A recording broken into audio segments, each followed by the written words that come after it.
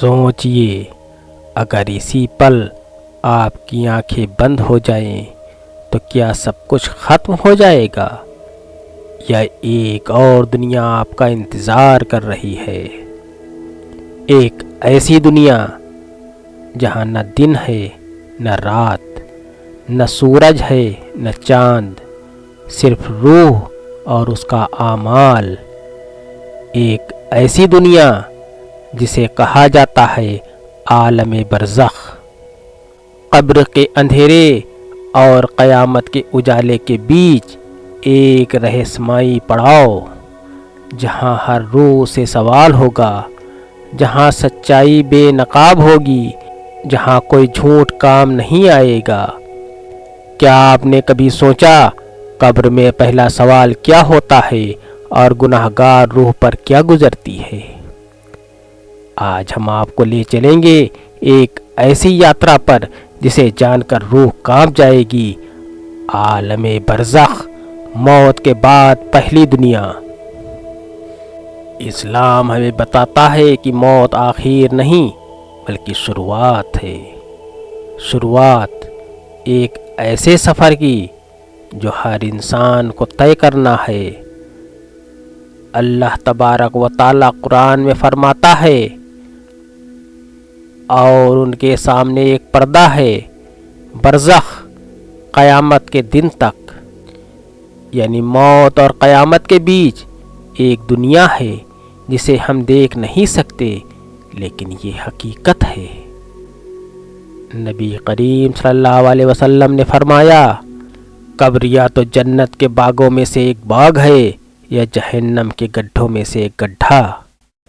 یہی ہے عالم برزخ، ایک ایسی دنیا جہاں انسان اکیلا ہوتا ہے۔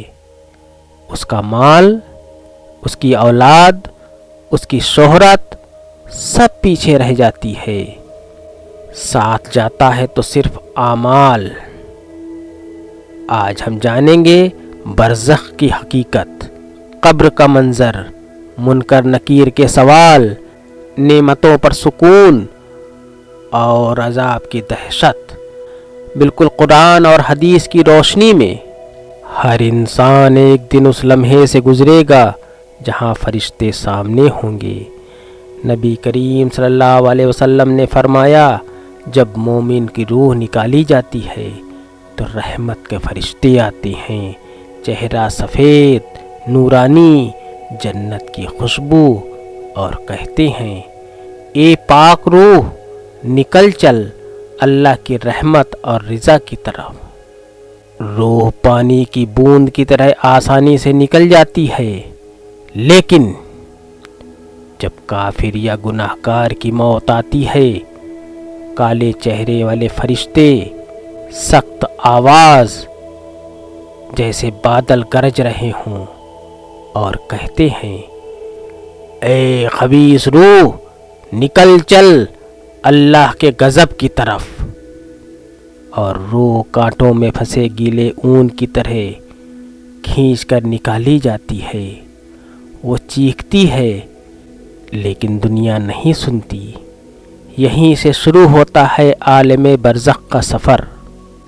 جب جنازہ قبر میں اتارا جاتا ہے، لوگ مٹی ڈالتے ہیں، دعا کرتے ہیں اور پھر پیچھے مڑ جاتے ہیں۔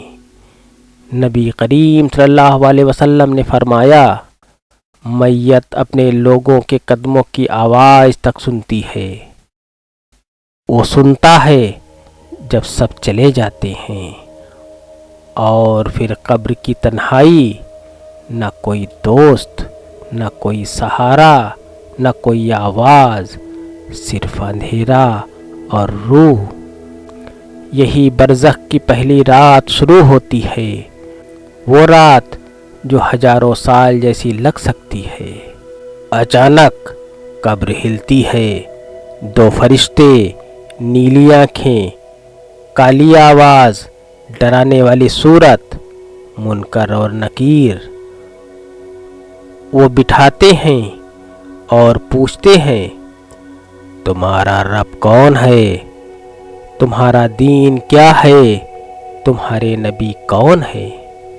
نیک مومن کہتا ہے میرا رب اللہ ہے، میرا دین اسلام ہے، میرے نبی محمد صلی اللہ علیہ وسلم ہیں، تو قبر پھیل جاتی ہے، روشنی بھر جاتی ہے، نور ہی نور ہوتا ہے، جنت کی خوشبو آتی ہے، اور کہا جاتا ہے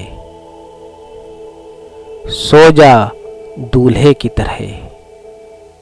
لیکن گناہگار کانپتا ہے، ہکلاتا ہے، کہتا ہے ہائے ہائے مجھے نہیں معلوم، ہائے ہائے مجھے نہیں معلوم۔ تو فرشتے ہتھوڑے سے مارتے ہیں، وہ چیختا ہے جسے انسان اور جنات کے سوا سب سنتے ہیں۔ قبر تنگ ہو جاتی ہے، ہڈیاں آپس میں مل جاتی ہیں۔ یہی ہے برزخ کا عذاب۔ پیارے نبی کریم صلی اللہ علیہ وسلم نے فرمایا، شہیدوں کی روحیں ہرے پرندوں کے اندر جنت میں اڑتی ہیں، رزق کھاتی ہیں، اللہ کی نعمتوں میں رہتی ہیں، لیکن جھوٹ پھیلانے والے، نماز چھوڑنے والے، زنا کرنے والے، سود کھانے والے، ان پر برزخ کا عذاب ہوتا ہے۔ کبھی آگ کی کھڑکی کھلتی ہے، کبھی سانپ اور بچھو، کبھی ہتھوڑوں کی مار۔ یہ سب قیامت سے پہلے برزخ میں ہوتا ہے۔ سوچئے، ایک قبر، اندھیرا، سناٹا، اور اچانک آگ کی کھڑکی کھلتی ہے، آگ کی لپٹیں، دھواں اور جہنم کی گرمی، اور کہا جاتا ہے یہی تمہاری جگہ ہے اگر تم توبہ نہیں کرتے۔ روح چیختی ہے، روتی ہے، گڑ گڑاتی ہے، یا اللہ مجھے واپس بھیج دے، میں نیک بن جاؤں گا۔ لیکن جواب آتا ہے اب نہیں، اب صرف انتظار ہے قیامت کا۔ یہی ہے عالم برزخ کی حقیقت۔ دوستوں، عالم برزخ کوئی کہانی نہیں، کوئی ڈراؤنی داستان نہیں، یہ حق ہے، یہ آنے والا ہے، یہ طے ہے۔ آج ہم زندہ ہیں، موقع ہے، نماز صحیح کر لیں، گناہ چھوڑ دیں، حق معاف کر دیں، اللہ سے توبہ کر لیں، کیونکہ کل جب قبر بولے گی تو نہ پیسہ بولے گا، نہ رشتے بولیں گے، نہ طاقت بولے گی، بولے گا صرف آپ کا اعمال۔ تیاری کر لیجئے عالم برزخ کے لیے۔